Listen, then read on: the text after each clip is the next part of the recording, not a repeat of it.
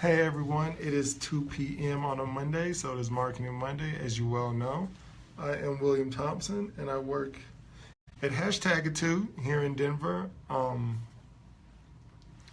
Local small business, doing great in the community. This week's topic is about email marketing. We'll be discussing for this Marketing Monday how to use informative and sales emails effectively. Later on the week, later on this, we'll talk about what the blog will be about. Basically, for emails, we see them in two ways. They're either informative or they're for selling purposes. Let's start with informative, and what we classify as one is that. An informative email is intended to spread a specific message or information. The email does not try to sell anything, but rather just spread awareness or company updates, news, upcoming events, things like that. Here are some tips for how to write a better informative email. You should personalize it. You should do that with the selling email as well, and we'll talk about that later. But to personalize an email, you want to use the recipient's first name. Most major email platforms like MailChimp, which we use, it's got a feature that automatically gets the first name from the email from the recipient's email and uses that. So it's a super easy way to get that out of the way, and you can create large email blasts targeted to specific people. It's awesome. As well as that, you want to make your point early in informative emails. Nobody wants to waste time reading through an entire email to find out at the very end that they got nothing from it. Be not blunt, but let the reader know exactly what they're getting into as soon as they open the email. It will persuade the ones who are interested to continue to read, and to let the people know who are not interested that this email is not for me. Another awesome tip for informative emails are bullet points. Whenever you want somebody to read something or to be more engaged, to be able to digest things quickly and easily, you should use bullet points. Now on to selling emails. Not all emails are going to be just to spread whatever message for the company it is, whether it be news or events. A lot of times they are intended to get something back, to increase membership, to sell something, to advocate for someone. So this email is intended to sell or persuade the reader on anything, on something.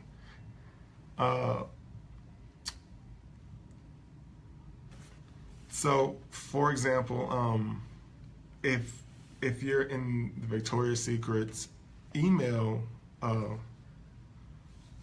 email list, is that what you call it? Email list. Email list. You could get a message for their semi-annual sale, and it will have a bunch of things persuading you to visit the shop, buy now. They're going to tell you the deals, the inventory, all these things, trying to simulate the buying experience or the shopping experience. Here are some tips for drafting a better sales newsletter. You want to keep it short and sweet. No one likes for you to beat around the bush when you're trying to take their money. You still want to be nice and all. Don't be too short, but still let them know that we are trying to get XYZ from you. This is what you'll get in return, and we're not going to use colorful language to disguise that. A call to action. This is important in both emails. You want to give your reader a direction. What was the purpose of the email? why did the reader read this, and what are they getting out of it afterwards.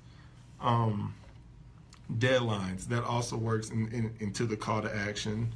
You give the person or the reader a time period to do some kind of action. They either have 5 days to sign up, to buy, or before this promotion ends, but you're not giving them the option of dawdling your time away, and then it'll be postponed indefinitely. Again, with informative email, we come to personalize again. You want to personalize your selling emails.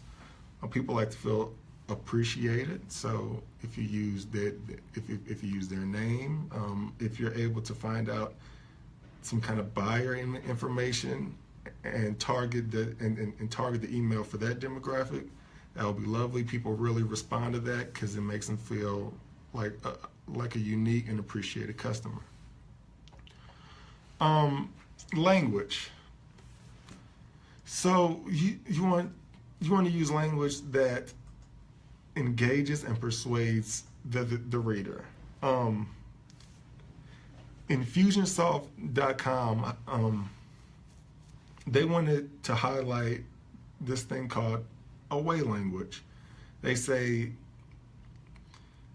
that people are not responsive to negative information, or even positive information about the sender's brand or anything like that. But in fact, it's better to generate the message in terms like, are you finding yourself frustrated with the processing speed of your current software? Do you find the cost outweighing the benefits with the software you're currently using? Here's ours. So you're not saying that your software is 50% better than company XYZ. You're not giving them all these negative feelings about it. You're asking them a question. You're asking them to rate the quality of what they're currently using, and now you're giving them a substitute. Something that you should also do is avoid sales terms. Is avoid sales terms in the headlines. You don't want salesy words.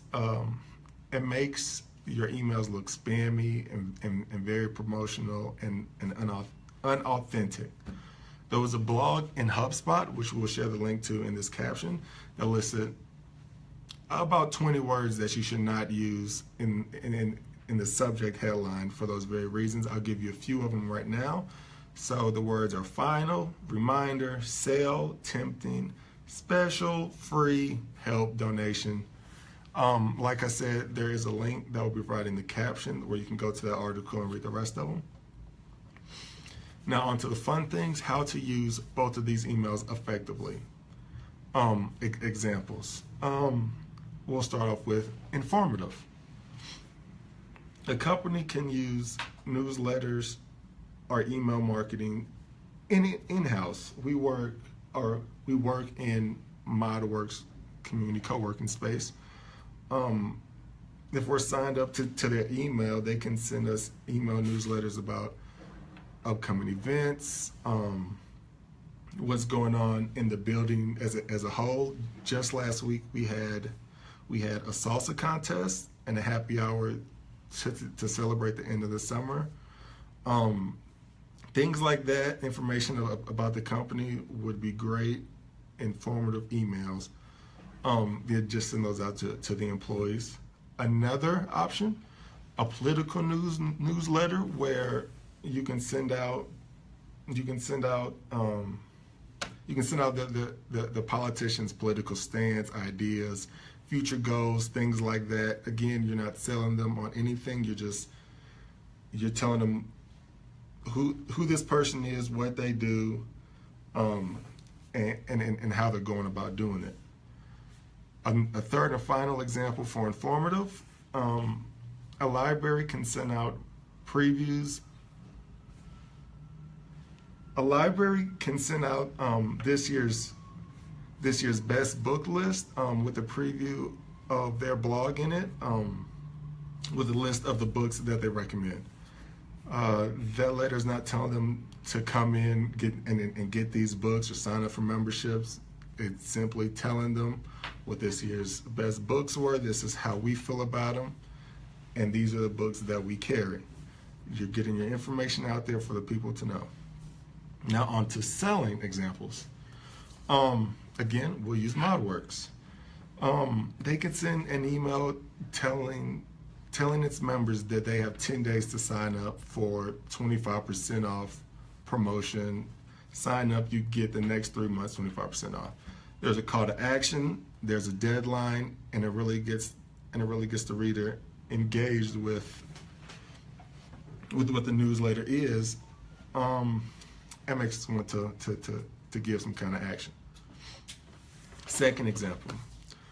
A flower shop can send an email. The email can read, if you forward this to a friend and both of you buy a bouquet, you each get 20 to 25% off.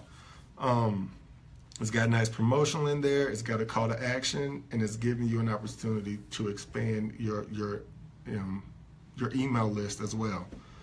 Third and final example for the selling.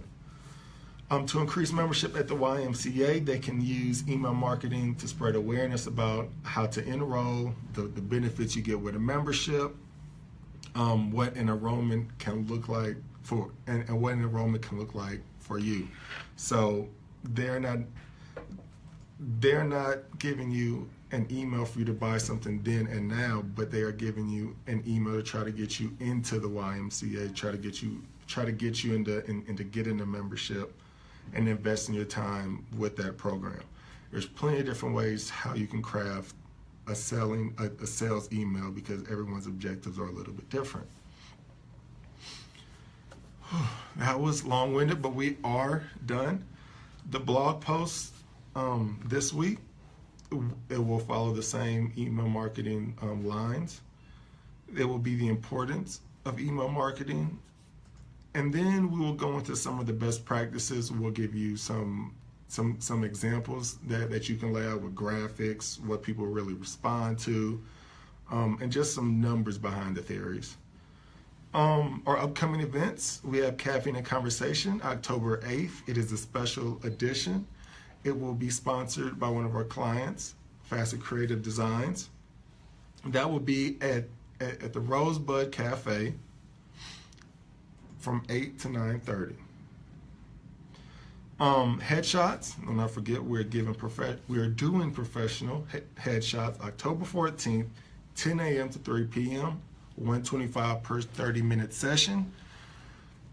We'll give you some good headshots. Professional headshots are awesome for your professional brand. Lastly, we are accepting new clients. Are you ready to create a presence online, grow your brand awareness in a community that's invested, following, and engaging with you online? Well, see you next week.